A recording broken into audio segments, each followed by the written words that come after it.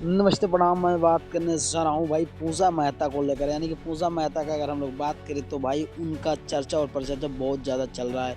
अगर हम बात करें तो अभी ICC women's world cup match हो रहा है, उसमें अगर महिला टीम की बात करें, नेपाल क्रिकेट महिला टीम ने यानी कि एक भी मैच नहीं जीता है और पूजा मेहता ने भाई परचम लहरा दिया। क्यों मैं बोला कि देखो परचम लहराने का कारण मैं क्या बताया कि पूजा मेहता की अगर हम लोग बात करें तो भाई पूजा मेहता गजब की बैटिंग और बॉलिंग कर रही है और यहाँ तक भी फील्डिंग में अपना जलवा बिखेर रही है। आईसीसी का जो नज़र सिर्फ एक ही खिलाड़ी पर पड़ रहा है वो नेपाल के पूजा मेहता है। जो पूजा मेहता की अगर बैटिंग लाइन देखा जाए, चाहे परफॉर्म देखा जाए, अभी जो 1 साल 2 साल का अंदर का बात किया जाए तो भाई पूजा मेहता बहुत बेहतरीन बैटिंग और बॉलिंग भी कर रहे हैं। और इतना ही नहीं, अगर बात करें तो भाई आज जो ICC women's world cup match हो रहा है उसमें सुपर 6 में भी नेपाल नहीं गया, एक भी मैच नहीं जीता है नेपाल महिला क्रिकेट टीम।